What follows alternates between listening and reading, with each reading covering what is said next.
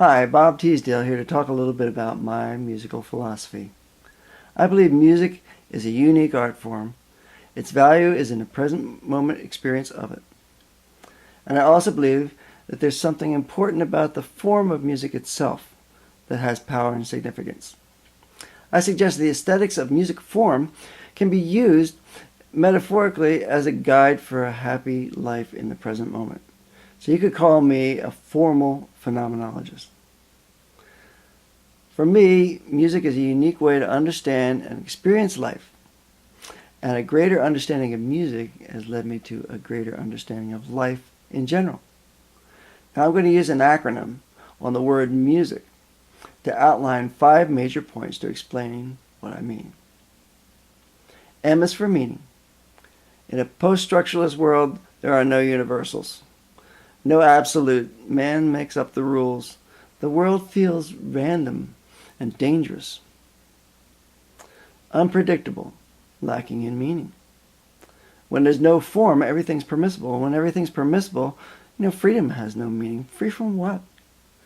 Post-structuralism is like a self-consuming disease. You discard one form after another until finally, strict adherence to formlessness is a form in itself. Look at John Cage's 4 minutes and 33 seconds. That's totally, silent. So there's uniformity right there. Without form, we have no identity, no meaning to ourselves. And people need deep down to feel that they have meaning. That's why so many people like pop music.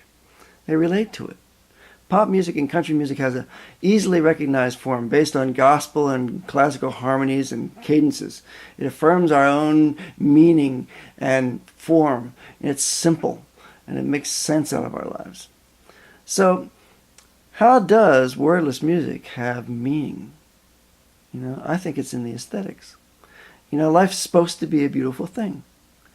Plato said the good is the beautiful. The meaning is in the form then.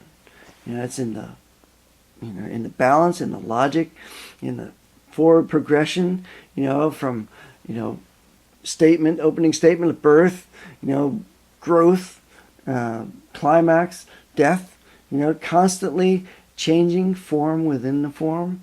That's the way life goes. Now, music gives words meaning. Most people think it's the other way around, but I don't.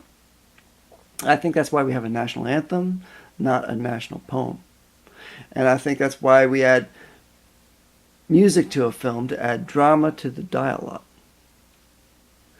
Now, U is for understanding. U is not just comprehending or grasping an idea. And I don't mean by understanding standing under something, but standing within it. To understand something is to get in something, to feel it, to empathize with it. When you empathize with somebody, it's like you're vibrating on the same frequency level as they are. It's not assuming that you know what's best for them or you know all about them. It's you feel them. So it's not a learned thing. It's not imitated. It's not rehearsed. It's felt. It's the difference between practice and performance. When you perform, you feel a heart connection. You either have it or you don't. And people know that too. Now, life needs to be lived this way. It's not a rehearsal. It's the real thing. You have to be in it to live it. Music gives you an opportunity to empathize. And you get good at it. It bleeds over into other areas of your life. The more you empathize with people in music, the more you empathize with people outside of music. And the more we can say you have an understanding heart. The more you understand music, the more you understand life itself. Now, S is for self. A lot of people think the value of music is self-expression, a way to express their emotions, to say things they cannot say in words. But painting and sculpting do that too. But music gives us an opportunity to do something more. I'm talking about self now with a capital S to express, a bigger idea of self that includes me and the composer and the players and the audience and the conductor. For example, I could be having a good time expressing myself on stage, but not be engaged with the audience. Now I could not be engaged with the players, and I have a very small sense of myself. But when I engage with them, then my idea of self expands to include everybody in the moment. And I'm expressing now a greater self, a collaborative self. And, putting feeling into the moment is not the same as feeling the moment. One's an expression and one is empathy. For example, a new player comes into the band, and all of a sudden the feel changes somewhat. It's like a stew. Everybody puts a little bit in the stew. And when everybody brings their own veggies and puts in the stew, each player changes the flavor a little bit. When we taste it, it all tastes like stew, though, and we don't know who put what in. But there's this surrender of the individual to this larger idea. It wouldn't be the same stew if it weren't for all these individual players. So you can't be totally passive and indifferent either. The present experience requires something from me, but it's not all about me. And that's a good attitude to go about life with, too. Now, I is immediacy. Music is the most in-the-moment art form. A painter can be in the moment when he paints, but then the audience comes along later and experiences it. Where music, both the audience and the performer share the same moment. Phenomenology places the value of life in the present moment lived experience of it. Yet phenomenology holds that the present moment is already passed by the time you think about it. The Heraclitus said you can't step in the same river twice because it's constantly moving.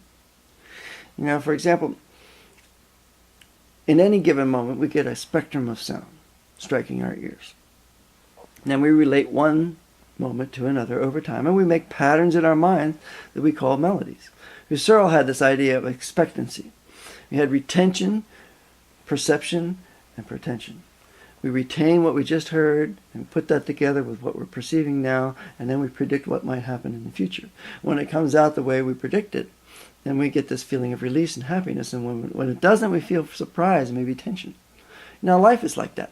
We hold on to these past experiences, we make patterns out of them, and then we view our present life through the lens of those past experiences. And then we predict what might happen in the future. And when it comes out the way we predict it, we're happy. But it's only after the last note that we get this feeling of completeness. And that's after the fact. And therefore, music doesn't even occupy space, but it doesn't even occupy time. It's not a thing you can put your finger on. It's an imaginary concept in your mind. You construct it. Like Joni Mitchell says, you don't know what you got till it's gone. Now, C is for connection. We feel connected when we experience music together. That's why we sing the national anthem at ball games or the alma mater or hymns at church. It connects us. Ever since Plato and Pythagoras, philosophers have thought that music could be used to affect change in character, to promote virtues, social virtues, religious virtues, to persuade people to change their idea about some ideology or, to sell people on something. However, music's so ubiquitous in our culture, so overutilized, I think it trivializes it, takes away its power of persuasion. And I think, music for a cause or music as an agent for change is, the same for me as like using music as a tool for marketing products or a way to give your child a higher math score or a distracting entertainment or background noise or something to fill the awkward silences. Music connects us deeper than that. It's not what it represents, but it's the form that connects us in a deep, heartfelt way. Music connects note to note and sound to sound and melody and harmony, and it connects us soul to soul and heart to heart in compassion and empathy. It connects us in the aliveness and immediacy of the present moment. It connects all the parts of the symphony into one cohesive whole, and it reminds us that we are part of one cohesive whole in the world. Everyone has an important part to play in the song of life, and yet it's not all about us. So in conclusion then, meaning, understanding, self, immediacy, and connection. This is why I believe that music is a unique way to understand and experience the world.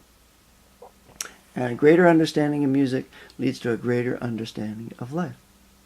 So thanks for listening. And bye for now.